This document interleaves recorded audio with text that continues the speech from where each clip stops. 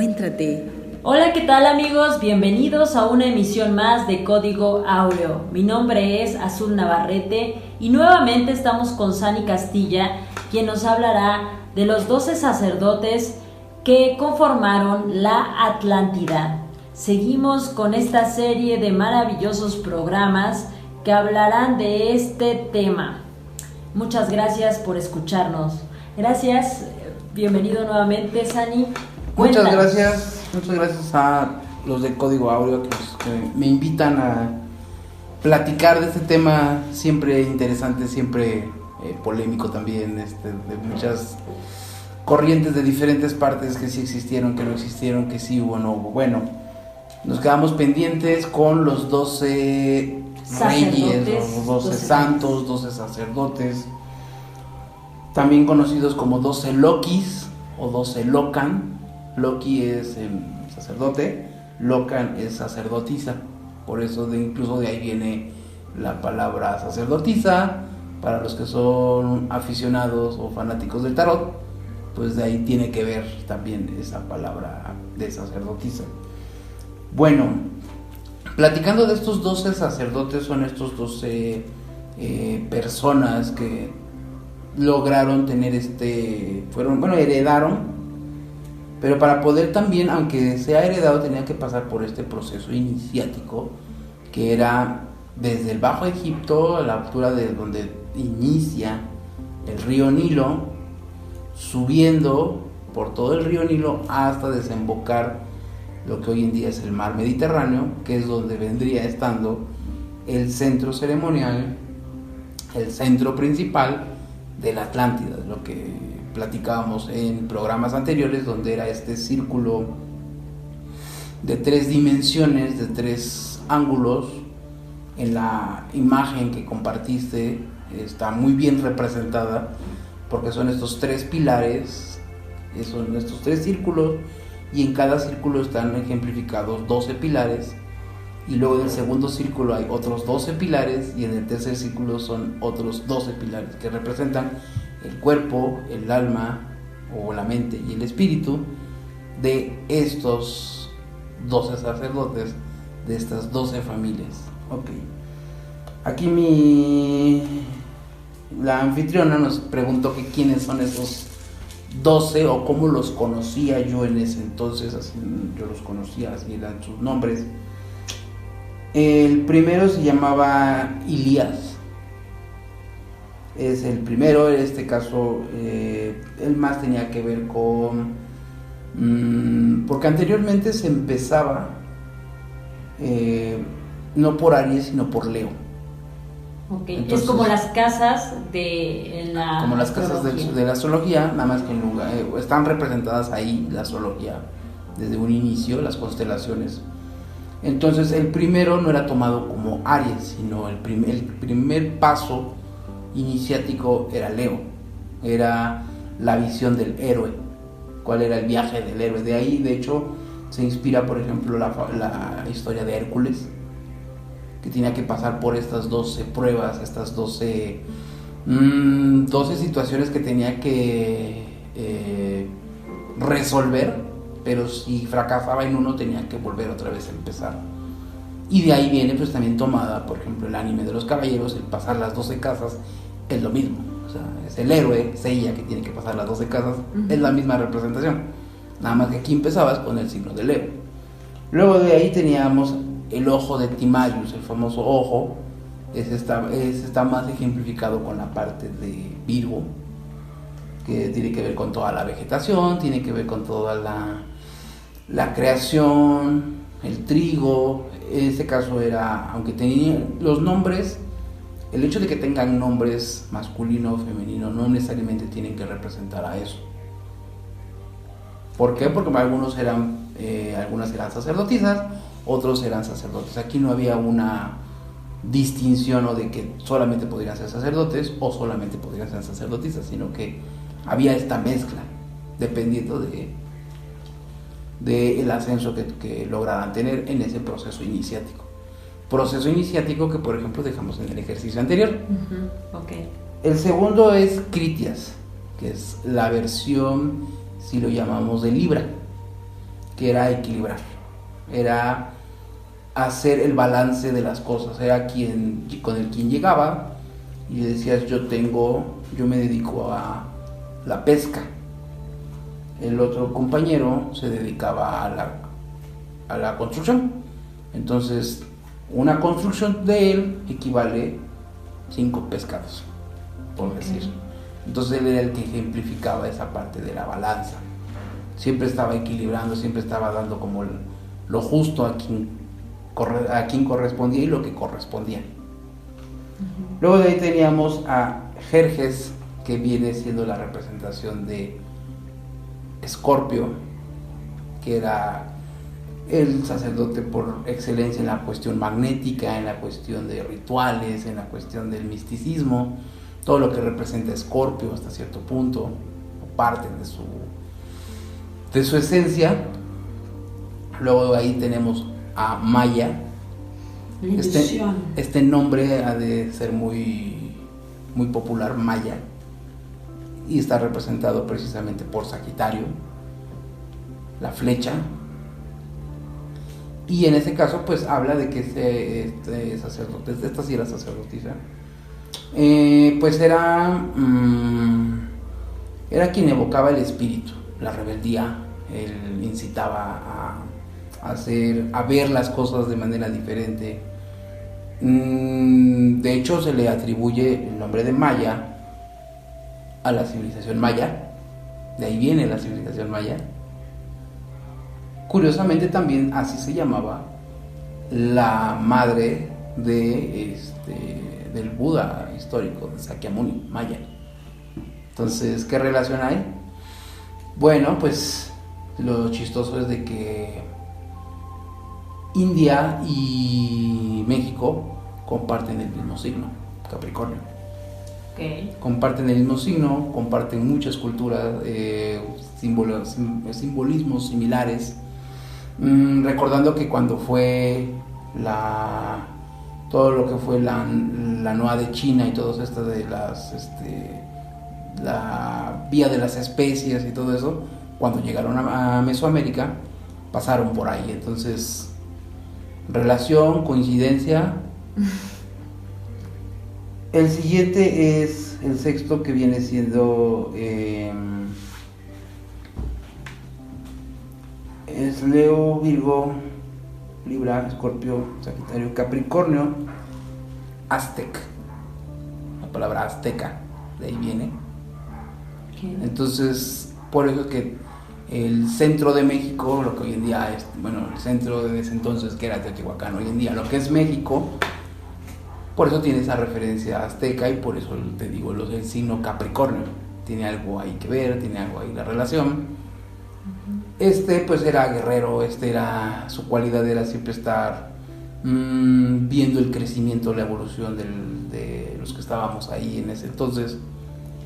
Luego el siguiente es Pasc, que era el séptimo, en este caso Acuario. A por la parte de todo lo que tiene que ver con la Pascua, en el caso de Chile, Perú, Argentina, toda esa área, de ahí viene parte de ese nombre. Entonces a él tenía como esa función de todo el conocimiento, toda la sabiduría representada por el signo de Acuario. Luego tenemos a Papu, el octavo, que es Piscis. De hecho, uno de los sacerdotes o de los ocultistas muy famosos del tarot, Papu, de ahí viene el nombre, o de ahí pudiera venir el nombre. Como el Hierophante. Exactamente, el Papa. Entonces te habla precisamente de toda esta simbología, toda esta alegoría de donde provienen. Y entonces tenía este personaje tenía la peculiaridad de lo que representa Piscis, que es el amor profundo, el amor incondicional, el sacrificio. Entonces era lo que representaba este sacerdote. Luego tenemos el noveno, que sería Aries, sería el Manao. De ahí viene la palabra, o la isla de Manaos, o la isla de todo lo que tiene que ver con las islas portuguesas y ese tipo de áreas. El siguiente, el décimo, es Nanak o Ninic. Ahí es donde viene, o yo hago referencia a Digo, este puede ser algo polémico por todos los que siguen al sijismo. No sé si ubica la religión sijista que está en la India, en el norte de la India, en Punjab. Guru Nanak es como Cristo, como Krishna más o menos. Uh-huh. Igual, a él se representa con un turbante. Sin embargo, yo lo que le atribuyo es esa atribución ya, de que esta figura pudiera ser que no es que tenga el turbante, sino que se está tapando para que no se viera su cabeza de manera original, pues, como atlanteano, pues. Wow. El onceavo, el decimoprimero, el onceavo era conocido como Dart, que fue el último rey, el último que estuvo como gobernante antes de que pasara toda el cataclismo. Y el último, pues el doceavo, este Dart, estamos hablando que es Géminis, la representación de Géminis. Nanak representado el Tauro, el toro, el crecimiento, la opulencia, la ganancia, pero la comodidad de la parte de la tierra. Por eso esa parte del norte de la India es muy rica, es directamente agricultura, ganadería. Y el último, pues se le conoce como Atlán o Mahad, que es el último, es el 12º, el 12avo, y él, pues, él es el signo de Cáncer, que es el inicio y el fin. Es el que representa el desapego, es el que representa, pues, este puerto donde llegas, te abasteces, y cuando estás abastecido tienes que dejar, porque no puedes llevarte el puerto a donde vas, sino tienes que volver otra vez a las aguas profundas. Estos son los 12. Cuando viene este cataclismo, requieren ser separados, repartidos en diferentes partes, para llevar este conocimiento a las diferentes partes. De ahí es donde surge la historia de Thoth. De ahí es donde surge la historia de Hermes Trismegisto. Ok, porque cada uno de alguna forma escribió sus libros. Digamos, no sé si has llegado a escuchar las famosas tablas. La tabla esmeralda. La tabla esmeralda. Esas tablas esmeraldas no era una tabla esmeralda, eran varias tablas esmeraldas, y cada una contenía la información dependiendo de cada uno de los sacerdotes, más una tabla que tenían todos en común. ¿Quién hizo esas tablas? Esas tablas las construimos entre todos, entre nuestros creadores. Nuestros creadores nos las heredan, y como parte de esa función, parte de esa iniciación era preservarlas, pero también transmitirlas. Como te platicaba, traemos los genes de la familia del dragón. Entonces, quienes son descendientes, por ejemplo, directos, es parte de esa labor. Es proteger, guardarla, pero también pasarla. ¿A quién? A quien esté preparado. Se diría, ¿por qué no la transmiten a cualquiera? El detalle no es transmitirla a cualquiera, es transmitirla a quien pregunte. Claro. Por eso las ciencias como la astrología, la cartomancia, que es el tarot, el oráculo, el péndulo, ¿cómo funciona? A través de preguntas. Y era lo mismo que estos atlanteanos, estos maestros, estos sacerdotes, era la manera como iniciaba cualquier proceso, cualquier conocimiento, cualquier transmisión de sabiduría. ¿A través de qué? A través de las preguntas. Pide y se os dará, dicen por ahí. Buscad y encontraréis. Buscad y encontrarás. Sin embargo, estate preparado para lo que vas a ver. Porque luego a veces, principalmente esa era la función que hacía el 11º, que era Darts.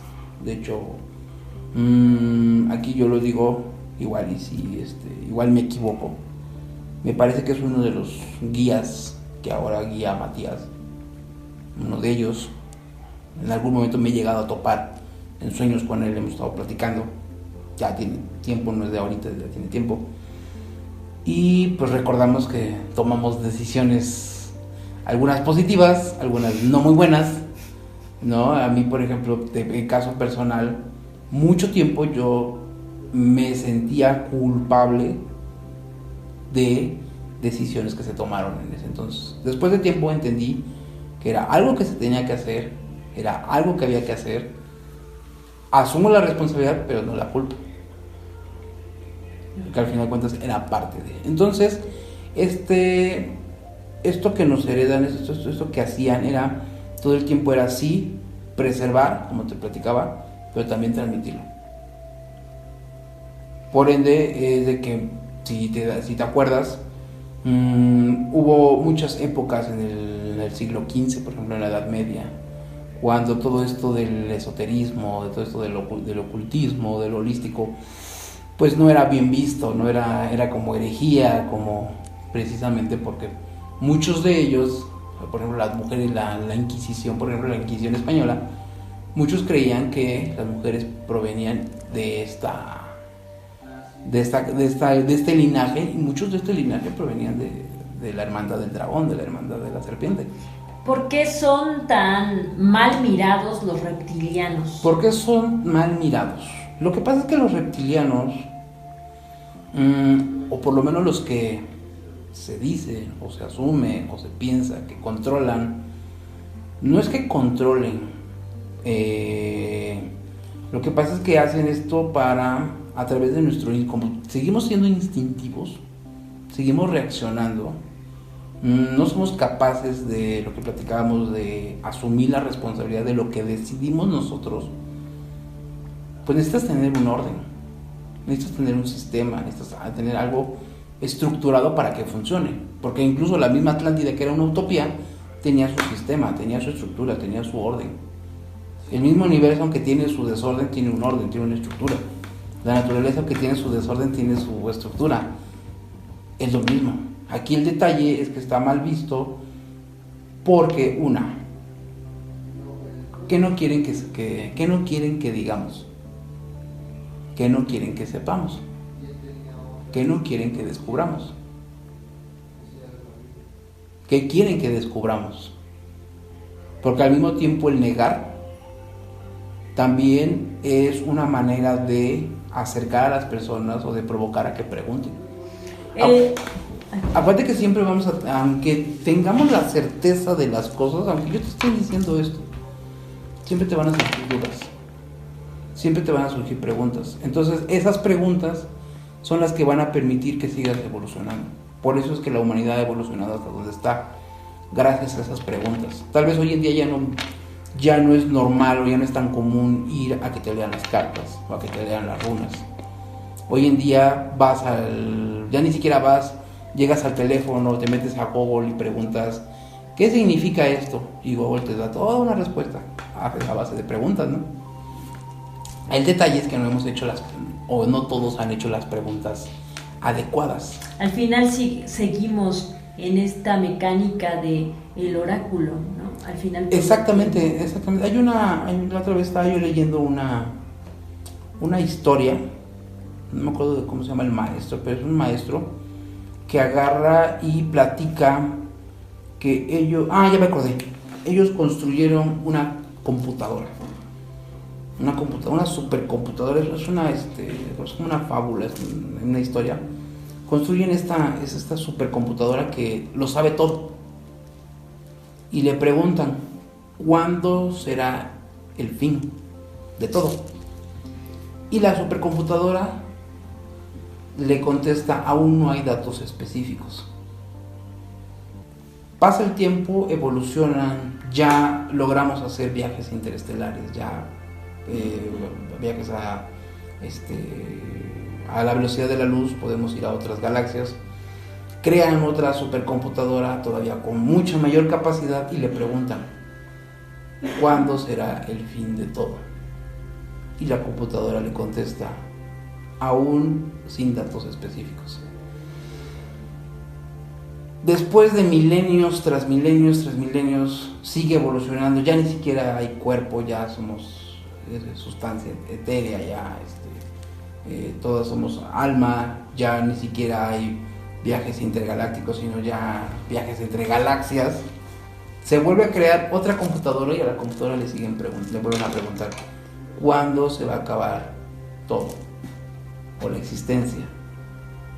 Y la computadora contesta sigue sin haber datos específicos.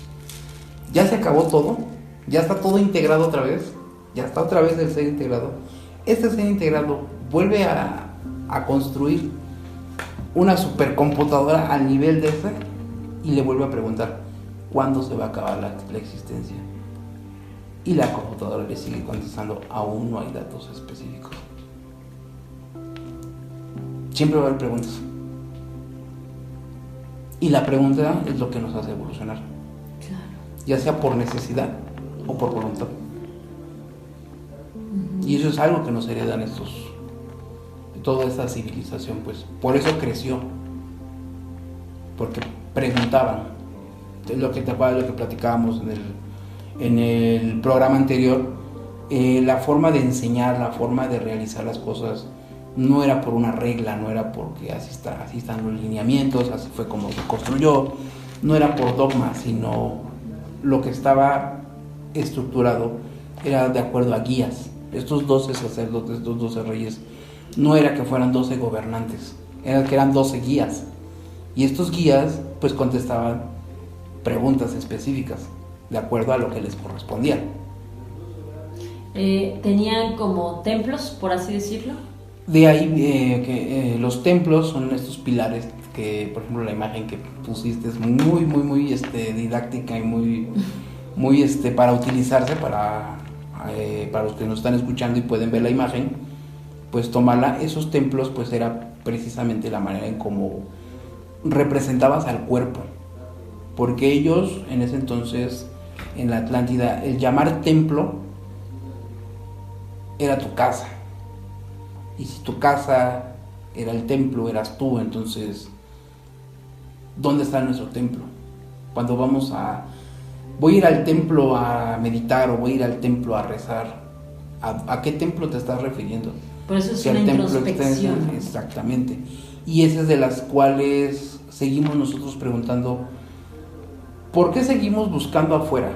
¿Por qué seguimos buscando en Marte? ¿Por qué seguimos buscando en la Luna? ¿Por qué seguimos buscando en Júpiter, en Saturno? Y no buscamos en nuestro templo, que es el mismo planeta. O ya que se encontró, que no hemos preguntado, que no nos hemos dado a la tarea de preguntar, de cuestionar, de investigar, y que esas mismas preguntas generen ese movimiento para que al final de cuentas la verdad termina saliendo. Al final de cuentas al final sale la luz al final del camino. Pero ¿cómo lo vas a lograr? Preguntando. El detalle es que muchas veces preferimos ahorrarnos esa pregunta y a veces es más fácil quedarse en la ignorancia y decir, bueno, igual y sí existe, pero pues ¿para qué? Así soy feliz. Una persona que aprecio mucho hizo o hace siempre esta referencia que dice, la ignorancia es la madre de la felicidad. Pudiera ser que sí, pudiera ser que no. Tengo un amigo que hemos entrevistado aquí, Fernando González, nos dice, la frase es, la suposición es la madre del fracaso. Y es cierto, ¿no? O sea, no puedes suponer, mejor pregunta, quítate la duda. Y pues vas a algo más específico, o sea, clara, no vas a fracasar porque al final vas a tener una certeza de algo que ya estás conociendo, ya hay conocimiento de exactamente, causa. E incluso la misma certeza deja de ser certeza porque esto que estás aseverando, que le estás dando certeza, es visto desde el observador. Porque, por ejemplo, yo te podría decir que si tú te caes de un tercer piso, te vas a fracturar. Pero te estoy hablando desde mi perspectiva, a lo mejor mis músculos, mi cuerpo no aguanta una caída de esa longitud. Pero alguien que practica parkour, alguien que tiene una flexibilidad, alguien que tiene más fortaleza, cae del tercer piso y no se lastima. Entonces no puedes decir que una caída del tercer piso te mata, sino por eso es a lo que platicábamos en el anterior. Estos maestros, estos sacerdotes, lo que tenían era el manejo de los 4 elementos. Ellos representaban el quinto, por eso es el éter. Cada uno de ellos representa el quinto, la quinta esencia.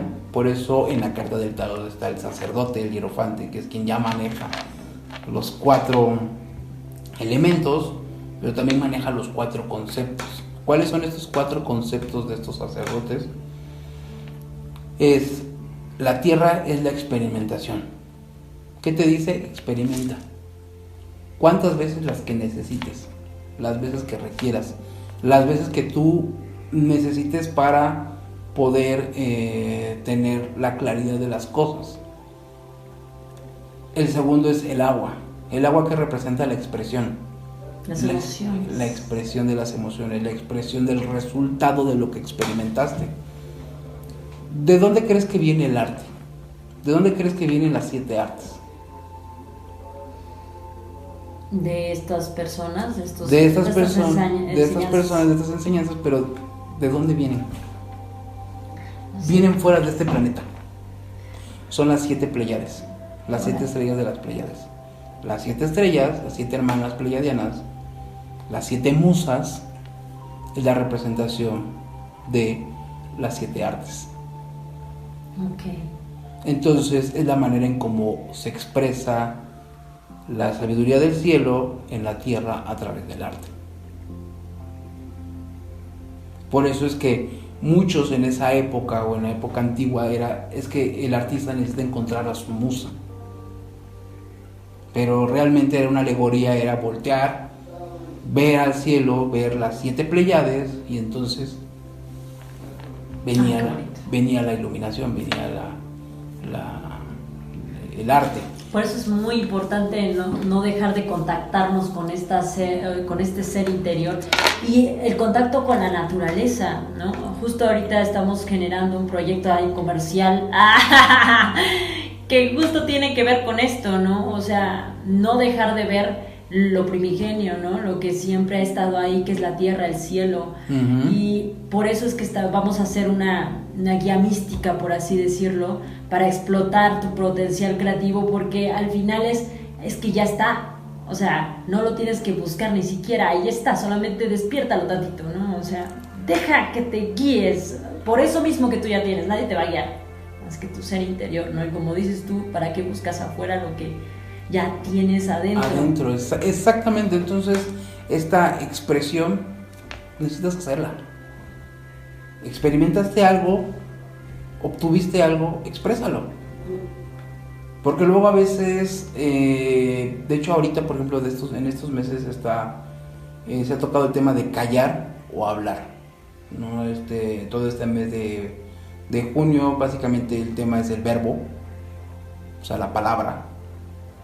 Y sabemos que la palabra tanto puede crear como puede destruir, el verbo. Pero también el silencio tanto puede crear como puede destruir, dependiendo de. La polaridad totalmente. Dependiendo de, pero a veces el silencio es necesario. A veces el silencio es necesario porque a veces queremos decir todo y no podemos decir todo. Y a veces no queremos decir nada y decimos todo. Entonces esa parte es, por ejemplo, lo que representa, por ejemplo, el Géminis. Eso es un rasgo geminiano. Desde esta época que estamos hablando, que nos los han ido heredando con el paso del tiempo, es de todo el hermetismo. Precisamente por eso se llama hermetismo, porque este hermetismo lo que habla es de hay cosas, hay palabras, hay frases mágicas que si no las sabes decir de manera correcta puedes provocar algo, o si las dices o si no las dices puedes provocar algo, o viceversa. Al final todo el tiempo tenemos la causa y el efecto en nuestras manos, ¿no? O sea, siempre estamos creando nuestra realidad cada minuto. Entonces esta civilización y estos maestros, estos sacerdotes, lo que practicaban y lo que siempre llevaban a cabo era cuida lo que dices, cómo lo dices, porque la palabra es creación. Entonces, si tú creas a través de la palabra, por ejemplo, quien dice hoy va a ser un pésimo día, te puedo asegurar que te va a pasar un pésimo día. Ay, no. Cancelado. Quien agarra y se levanta y dice hoy va a ser un excelente día, aunque esté lloviendo o aunque se esté cayendo medio planeta, no significa que estés evadiendo la realidad, sino que tú desde tu interior estás generando el que va a ser un día increíble. tal vez igual y tú sobrevives. Soy cruel, a lo mejor soy muy drástico, pero diría uno de mis maestros tibetanos, así es samsara. Entonces, Wow. así es samsara. Él así contesta cuando le dices, oye, estamos vivos. Así es samsara. Wow, sí tiene toda la lógica. Pero perdón, te voy a interrumpir tantito para nada más cerrar la pregunta que te acababa de hacer al respecto de los reptilianos. Uh-huh. Y justo de ahí surge lo de las preguntas, ¿no? Porque bueno, esto que ellos de alguna manera aplican es justo para que nos generemos estas preguntas filosóficas, por así decir. Exactamente. Y bueno, nada más quiero acotar. Entonces, de alguna manera, no, bueno, lo bueno ni lo malo existe, ¿no? Pero ellos son como el factor para la evolución. Ellos son el factor oscuridad, si lo queremos ver así, hablando de las dos polaridades, la luz y la oscuridad. Tú para que algo pueda crecer, necesita de la presión, ¿no? Entonces, hablando naturalmente, por ejemplo, una planta, para que pueda crecer, necesitas ponerla en la tierra, alimentarla de agua, alimentarla de la tierra, de los nutrientes, pero necesitas de esa presión de la tierra, de esa presión que existe, para que de alguna manera presione y tal vez en 6 meses no sale la... Estaba yo leyendo, por ejemplo, el bambú. Por ejemplo, el bambú tarda, creo que 6 años en que la semilla brote. Tarda 6 años en que brote que salga de la tierra. 6 años y creo que 3 meses. Entonces, para que pase eso, tienes que dejar pasar el tiempo, pero para eso necesitas esa presión. Entonces, ¿qué significa los reptilianos? Esa parte de oscuridad. Ellos vienen a aportar la oscuridad, y entendamos que la oscuridad no es negativo, no, como parte no del es todo. malo, sino que es parte de la existencia. Entonces, los Anunnakis, la parte luminosa, por así decirlo. Podemos hablar que es la parte luminosa. Acuérdate que todo lo que es arriba es abajo y lo que es abajo es arriba. Como sabemos, siempre hay una versión distinta desde el punto de vista, porque aquí el detalle no es poner a confrontar. Nunca ha habido una guerra entre luz y oscuridad, nunca ha habido una batalla. Hay batallas entre personas que están en desacuerdo y personas que están en acuerdo, y pasa hasta en las mejores naciones, ¿no? Y sucede, o sea, si sucede entre reptilianos, sucede entre americanos, o sucede entre la raza humana, sucede también en ellos. El detalle es de que no hay una guerra como tal entre luz y oscuridad. Tal vez en las fábulas, por ejemplo, en el Bhagavad Gita, en la India, por ejemplo, de los Vedas, que te hablan de esta batalla, incluso algunos libros que hablan de la Atlántida. Ya ahorita, por ejemplo, dentro de los textos que escribí, aquí hace tiempo, cuando empezaba yo a investigar, aquí hay una parte donde yo estaba escribiendo, pues una famosa guerra intergaláctica que hubo entre luz y oscuridad. Realmente no hay una guerra. Realmente no hay un conflicto. El conflicto es en todo eso que se explica es visto desde el interior, expulsándolo hacia afuera. Habla de esa guerra interior entre la luz y la oscuridad. Aquí el detalle no es ser ni blanco ni negro, aquí es el gris, porque el gris ya estás integrando esa parte luz y esa parte oscuridad, esa parte de la presión y esa parte de la fluidez. No necesariamente los Anunnakis son la luz, ni no necesariamente los reptilianos son la oscuridad. Va a depender del observador. Que si los dos ejercían una presión, sí, eso sí. Y siguen, ¿no? Y siguen ejerciendo la presión, y esa presión va a existir hasta que logremos dominar, logremos controlar nuestro lado instintivo. El lado instintivo que nosotros vemos, que reaccionamos, es reptiliano. Buscamos y hacemos para sobrevivir, acumulamos para sobrevivir. En esa época, lo que menos se buscaba era acumular, era algo que no era normal. Hoy en día vemos personas que acumulan cantidades y millones de recursos, pues de dinero, pero al final de cuentas ese recurso se va a pudrir, se va a deshacer. En esa época lo que se enseñaba, lo que te platicaba del sistema ontocrático, que era de todo el tiempo estaba fluyendo la riqueza, pero la energía, pero las habilidades, todo estaba fluyendo. Era lo que yo te platicaba, que es como una especie de socialismo y capitalismo en conjunto, pero sin gobernantes. Sin gobernantes en el sentido de yo tengo que administrarte lo que a ver, hoy en día papá gobierno agarra y te doy tu porción de tierra, te doy tu porción de alimento, te doy tu porción de dinero. No, sino, ok, viene acá, tú aportaste esto y te doy esto. Tú aportaste esto, yo te doy esto. Había oportunidad de crecimiento, pero todos tenían lo que requerían. Ok, y bueno, retomando cuando hicieron las tablas Esmeralda, que sí me acuerdo de todo. Eso es muy bueno.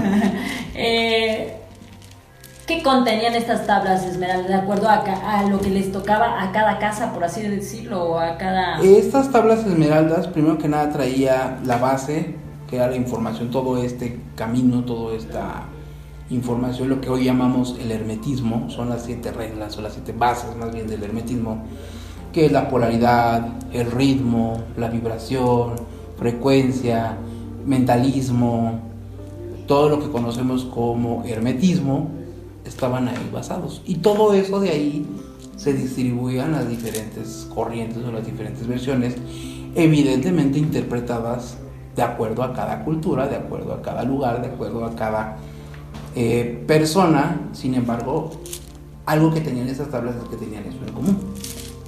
Ok, entonces prácticamente todas contenían lo mismo, pero de acuerdo a lo que ellos trabajaban, ¿no? Por ejemplo, exacto, las emociones o la parte intelectual, bueno, me imagino. Más bien, lo que pasa es que aquí los sacerdotes, aunque estamos hablando de que representaban una constelación, los 12, para poder ser parte, tenían que tener sus 12 partes alineadas. Sí, porque si no igual se volvían ya no guías, ¿no? Sino seres de guerra. Exactamente, entonces aquí el detalle es de que si ellos eran guías, tenían conformado, tenían alineados muy bien esos 12, y entonces, aunque tú seas Capricornio, yo sea Cáncer, que somos opuestos, seguimos entendiendo lo mismo, porque tanto tú conoces tu Cáncer como yo conozco mi Capricornio. No hay una diferencia, solamente hay una diferencia a lo mejor en el trato o en la manera en cómo recibes la información y en cómo la liberas. Sin embargo, ya a la hora de transmitir, en este caso por ejemplo las tablas, lo que decía, básicamente era la misma información. Por eso es de que se repiten muchas cosas, por eso es que hay muchos paralelismos entre Hermes y Thoth. Son el mismo, son diferentes, cómo es que estuvieron en diferentes puntos. El detalle es de que sí estuvieron en diferentes puntos porque eran diferentes Thoths, pero así se les llamaba. Se les llamaban Thoth, se les llaman Hermes, se les llamaban Merlines, que sí hubo un Merlín, obviamente el que llegó a Bretaña. Sin embargo, el nombre de Merlín era como un nombre que se le pone en el lugar, pues. Ok, ya después hablaremos de cada tabla, porque estaría buenísimo tocar como el hermetismo en otro programa, ¿no? Ya sí, podríamos tocar ya desmenuzarlo completamente, que esa es otra. Sí, podemos tocar lo del hermetismo, podemos tocar el tema de Merlín y los druidas, de ahí provienen. El libro de Elohim. Los Elohim, exactamente, que son los 6. De hecho, podemos tocar las dimensiones, un poquito hablar como cómo funciona cada dimensión, cómo se puede representar.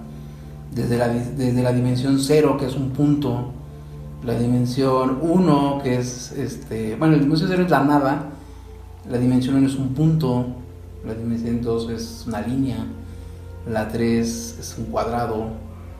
Claro, y eso lo podemos ver mucho en el dibujo, ¿no? Uh-huh. En el dibujo creo que ahora que lo veo yo que estoy tan inmersa, para quienes me conocen, pues yo soy modelo también funjo como modelo de dibujantes, pintores, fotógrafos, y es un maravilloso mundo. Luego cuando escucho dar clases a los maestros, les digo, estás dando una clase de espiritualidad, ¿no? O sea, con paciencia, respíralo, la línea, ¿no? O sea, no ejerzas presión ahí. ¿Sabes lo que estos dos es algo que era básico, era principal conocer? La espiritualidad. Y la espiritualidad no es más que respirar. La palabra espíritu viene de expirar, de respirar. Entonces era el primer paso para poder iniciar. ¿Te acuerdas de los ejercicios que dejamos en el pasado? Que es de dar un paso, subir un escalón, respiras, sostienes, sueltas y subes el otro. Y así vas avanzando uno por uno y vas recordando cada una de las facetas, cada una de las cosas que has pasado. Por ejemplo, yo por ejemplo tengo 33 años, subo 33 escalones, entonces me puedo acordar cada parte del ejercicio. Puedes incluso apoyarte recordando algo que pasó en tu año 1, en tu año 2, año 3, año 4, así hasta que vayas acordando de todo lo que forma tu existencia hoy en día. Igual pasaba lo mismo.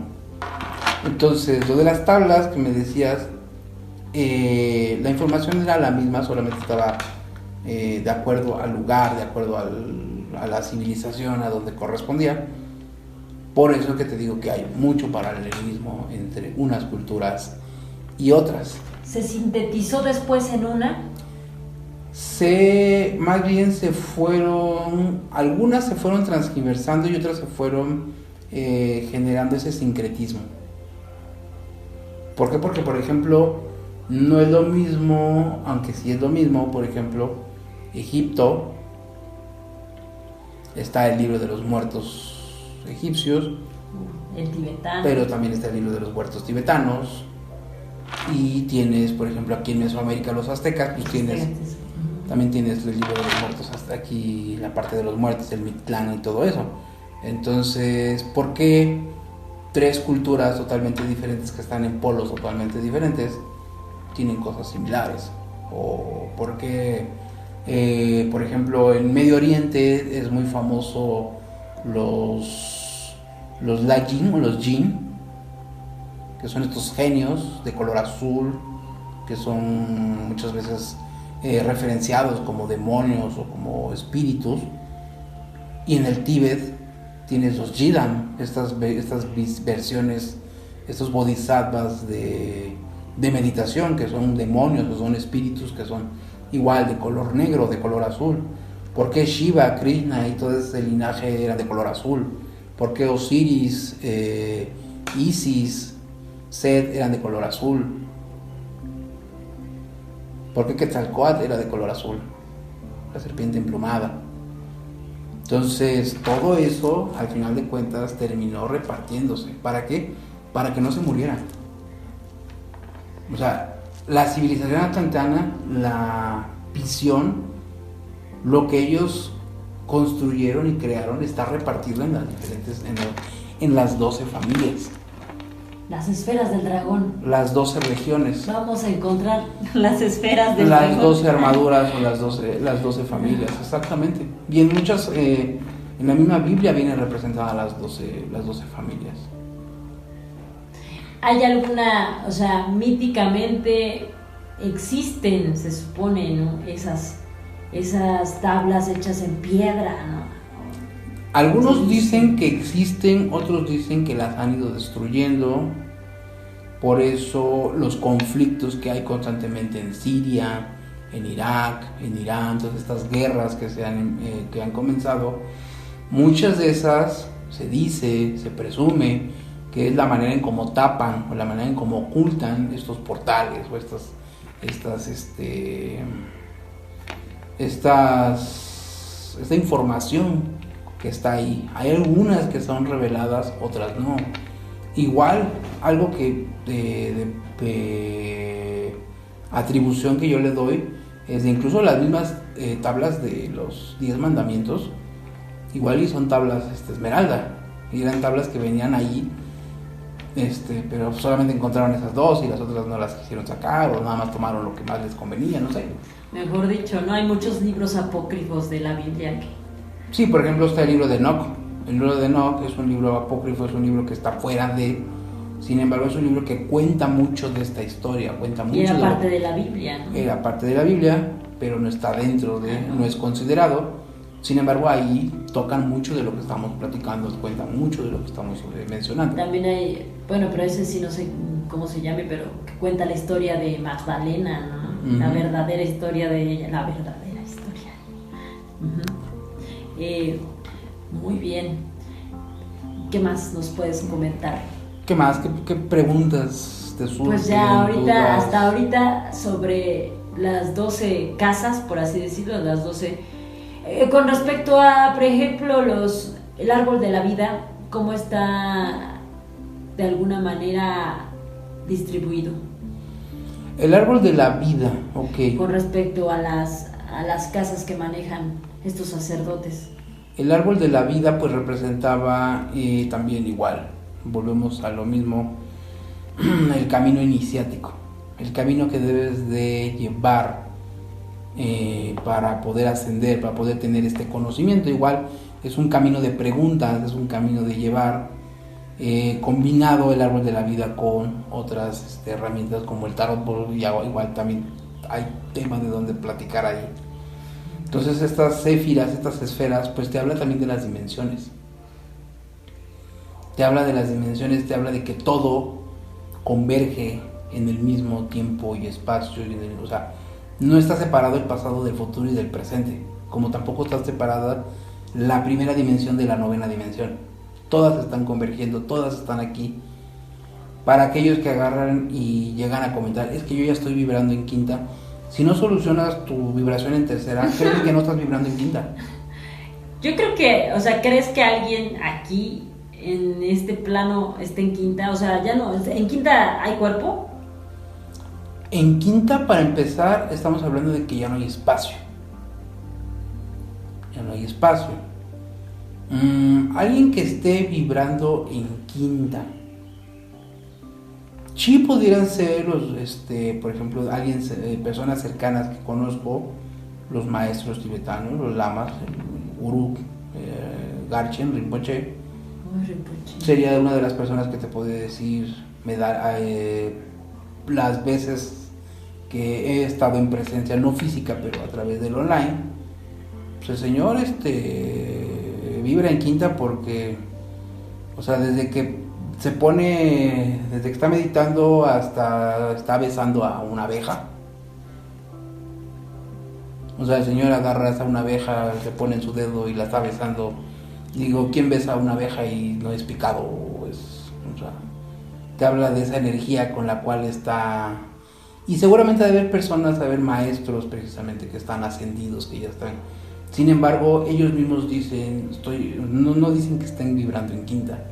Ellos mismos siguen tratando de resolver las cosas que necesitan resolver en tercera, porque ellos mismos agarran y dicen, sí, los mencionamos como personas ya iluminadas o maestros que ya están iluminados. Sin embargo, ellos mismos se consideran que todavía no están iluminados. Entonces te habla de que ellos están conscientes, son congruentes, saben que son humanos, que tienen también sus emociones. Tal vez ya no están apegados, ya no están aferrados a las cosas.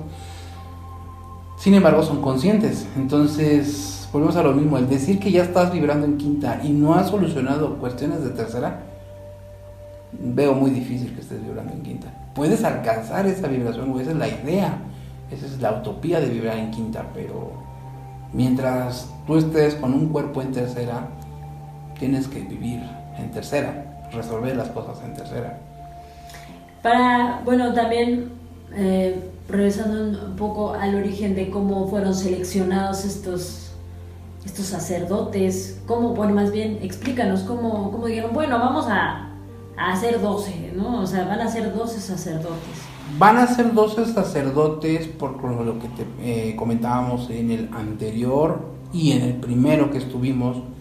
Hablamos de estos Elohim que están en sexta. Los Elohim son los arquitectos de quinta, cuarta y tercera, segunda y primera, evidentemente. Estos arquitectos son 6. Incluso nos podemos ir a más arriba. En la octava solamente existen ceros y unos. La información. Es la información, los datos. Por ende, ahí nada más existe el 0 y el 1. La polaridad luz, la polaridad oscuridad, como le quieras llamar. De ahí se transmite a sexta. La sexta ya es la fractalidad de estos 6 de luz y estos 6 de oscuridad. Están de manera, hablando, muy sutil, una vibración muy sutil.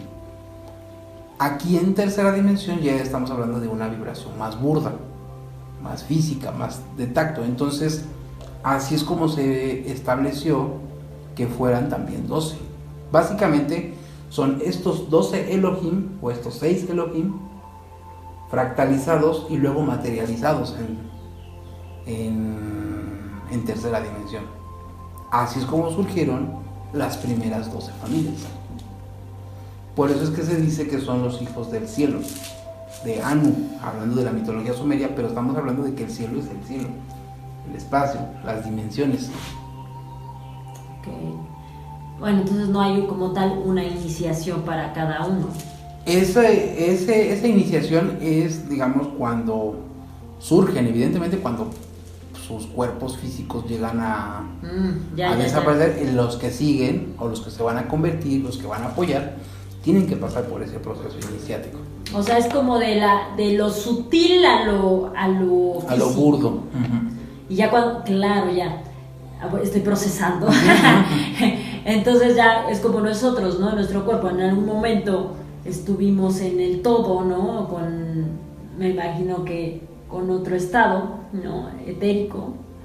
Y con la información que ya fuimos cargados, con esos acuerdos con los que vinimos a recordar aquí en la Tierra, tenemos o escogemos un cuerpo físico para un recipiente, por así decirlo, el cual va a servir de conducto y de alguna manera como de maqueta, si lo queremos llamar, para poder experimentar y entender, comprender esas experiencias que van a ayudarnos a nosotros mismos a seguir evolucionando y a entender la gran mente, ¿no? Que va a ser nuestra propia mente evolucionada en la misma. Es que es una rebuscación, pero es real, ¿no? O sea, si lo vemos así es... Pero es... Exactamente, sí es una mente no nacida, una mente común, una mente no humana. Estamos hablando de esta mente, de este todo, y al mismo tiempo nada. Esta mente lo que hizo fue respiró, o sea, inhaló, mantuvo, exhaló las primeras 3 vibraciones o sonidos, que fue lo primero que surgió: Hat, Het, o Aum, que son Om, Aum, que son las 3 sílabas, o Hum. Como la meditación que nos comentaste al inicio. Ajá, Om, A. Así es que chequen nuestro primer... Hat, Het, Hum son las frases programa que se usaban en el Aftertetum, que es el cielo en la tierra, o traer el cielo a la tierra. Esta mente se reconoce, se expande, y entonces cada uno de nosotros es una versión de esa mente que está expandiéndose, que está conociendo, que está viviendo esa experiencia. Sí, como una especie de partículas subatómicas. Digamos que después de esta expansión vendrá una contracción otra vez y volveremos a integrar a ese todo. Por eso es que es muy importante o se le considera al humano muy importante, porque son las neuronas. Claro, las que hacen sinapsis entre ellas, ¿no? Y al final todos somos uno y todo es mente. Bueno, en el curso de milagros, que de alguna manera en este momento no nos estamos tocando, pero al final todo es lo mismo, justo manejan que todo es uno y que solamente estamos unidos por la mente, ¿no? O sea, que la mente es la única que se une, que no importa el cuerpo físico, como la gran ilusión que nos hemos creado de que, bueno, ya no te veo, te enojas con esa persona, ya hablando de algo muy burdo, y adiós, ¿no? Ya no vuelves a ver, o lo contrario, alguien que quieres mucho y que se aleja de ti, Pero al final no es cierto, siempre vamos a estar unidos con la mente, así sea que no quieras, ¿no? Exactamente. Entonces, bueno, entonces ya con este recipiente, por así decirlo, que ocupamos para la experimentación, es que la recodificamos, ¿no? Y la preparamos para el siguiente paso. Exactamente. Entonces, en este entendido, pues es que se comienza otro proceso que sería la iniciación para poder, ahora que lo veo es como si pudiéramos ampliar nuestra memoria, ¿no? Nuestra memoria RAM, o no, la otra, la ¿no? ROM, ¿no? Para que le entre más información, por así decirlo, ¿no? O sea, y es ahí donde dicen que se abre la chakra, el chakra de... De hecho, la información corona. ya está. Claro. Nada más es recordarla. Claro. Nada más es recordarla, sin embargo, hay a quienes se les permite de manera más práctica recordar, hay quienes necesitan preguntar para recordar. Es lo que te platicaba. Si yo no me hubiera preguntado quién soy y de dónde vengo o por qué estoy aquí, no me hubiera llevado a investigar y llevarme hasta el saber que tuve una vida pasada atlanteana, estuve visitando estos lugares, estuve por ahí visitando Egipto, visitando el norte. Bueno, pero viendo este entendido, estoy tratando como de hacerlo sencillo para que todo Claro, el mundo claro. lo podamos Ujú. entenderlo. Entonces, ya teniendo un cuerpo solidificado, bueno, de alguna manera de lo sutil a lo sólido, pues vuelve de alguna forma a condensarte y a cerrarte, si lo vemos así, entre comillas, ¿no? Entonces, lo que necesitamos, como lo dicen en Reiki, bueno, y aquí mezclando todo, pero así es, que tu cuerpo va a ser un vínculo o un envase, por así decirlo, puro y perfecto de energía de sanación, en este caso de energía del universo, ¿no? Que es lo que significa Reiki. Entonces, lo que vamos a hacer, o lo que se va a hacer con este estado iniciático para estas personas o estos sacerdotes, solamente es abrirlos, por así decirlo, ya que están en lo denso, para poder ser un buen vínculo, un vínculo, que recuerden lo que ya saben. Así es. Exactamente. Ah, bueno. Dime si me equivoqué para que... Exactamente. Palabras más, palabras menos. Exactamente. Lo traté de hacer como bolitas uno, porque pues así yo también lo entiendo. Está perfecto, está digerible, entendible. Sí, perfecto. Lo explicaste muy bien. Lo que acabas de decir es exactamente de lo sutil a lo burdo, a lo material. Si eso sutil no lo materializas, evidentemente la materia tampoco se va a volver sutil. Entonces venimos en esa rueda constante, en ese intercambio de energía constantemente. ¿En qué consistía, así muy brevemente, porque ya también se nos va a acabar el tiempo, en qué consistía esa iniciación de los sacerdotes? Ok, esa iniciación, primero que nada era tomar estas 12 pruebas, se llaman las 12 pruebas del héroe. De hecho, podemos incluso, déjame investigártelas exactamente cuáles son, el orden en el que hay que pasar.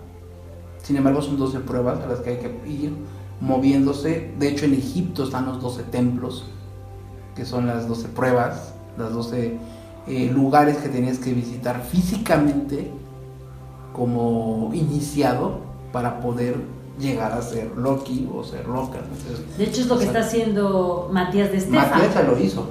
Pero ahorita con su grupo está yendo como a varios puntos de Egipto. Y eso es básicamente lo que él está haciendo ahora, es a lo que le corresponde a él, a quien se ha puesto en la tarea, él mismo lo ha decidido. Pero básicamente nosotros también podemos recorrer esos 12 puntos, esos 12 templos. Lo puedes hacer aquí mismo en tu localidad, pues, o sea, ubica cuáles son 12 templos que representen Aries, Tauro, Géminis, los 12 sistemas, aquí por ejemplo en la Ciudad de México, y puedes irlos y los puedes ir recorriendo, generando esa meditación, generando ese enlace, generando esa energía y convirtiendo eso en portales. Que esa es la idea, lo que estábamos platicando, o esta es parte de lo que se tiene planeado para este 22 de agosto, que es cuando la Dama de Azul, el dragón azul, emerge de los cielos. Que lo que vamos a hacer es toda la energía que está contenida en la Tierra, todos estos seres que están en los portales atorados, atrapados ahí en Cuarta, puedan emigrar. Ok, perfecto. Atorados en Cuarta, ¿a dónde se irían? Trascenderían, pues, pasarían a la quinta dimensión, donde ya no hay espacio, donde ya no hay tiempo. ¿A quiénes les corresponde?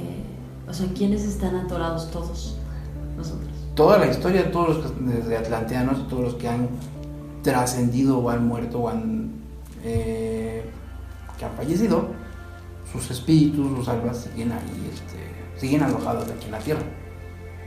Pues necesitan ser más los que se han ido acumulando. Explícanos, yo sé que esto no corresponde a este programa. Uh-huh.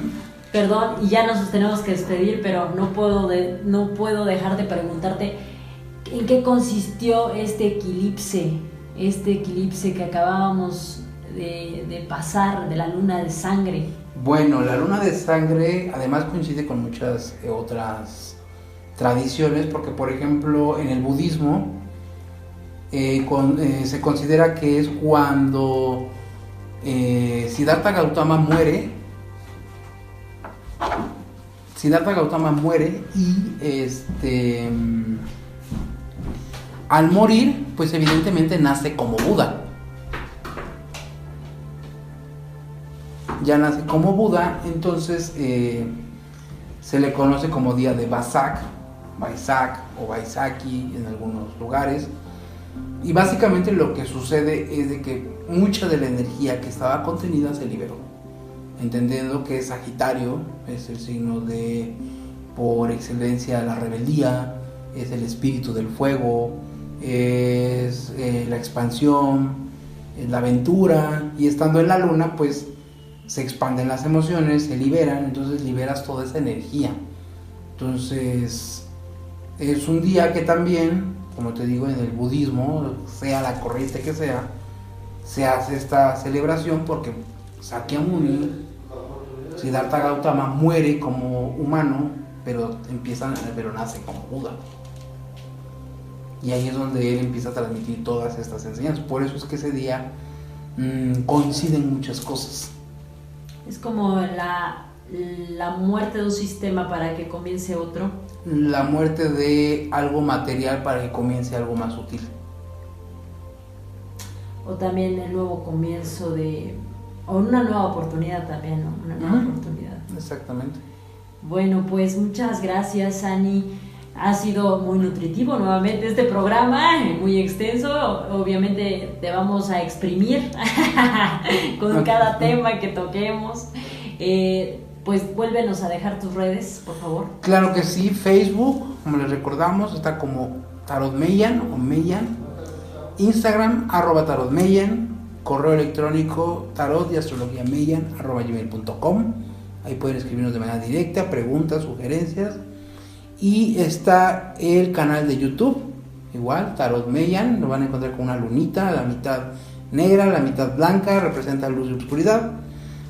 Ahí van a ver, por ejemplo, videos sobre tarot evolutivo, cómo utilizarlo para poder resolver todos estos patrones de conducta que están arraigados, que están muy aferrados, este apego que no se pueden resolver por medio del tarot de Crowley específicamente, es con el que liberamos todas estas emociones, porque este tarot está hecho, planeado y planteado para la era de Acuario específicamente. O sea, fue planeado con ese objetivo.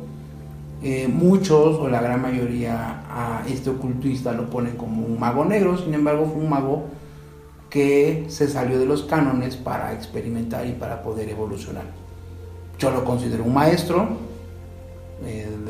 un guía personal, lo digo como un guía personal, y ahí pueden ver este tipo de artículos, de videos, y ya sea por WhatsApp de manera directa, ahí en Facebook pueden escribirme directamente y con mucho gusto les contestamos para lecturas de tarot, cartas astrales, limpias, consagración de talismanes. Muy interesante. Muchas gracias, Ani. Recuerden que nosotros también nos encontramos en Neurona 6.6. Chequen nuestra programación, que está bastante interesante. Tenemos temas de todo tipo. Échense un clavado a nuestra página de Facebook. También estamos en Instagram y en Spotify y en Spreaker. Bueno, pues ha llegado el final de este programa. También nos encontramos en Código Áureo por las mismas redes, Instagram, Facebook y las mencionadas antes. Gracias, nos vemos en una próxima emisión.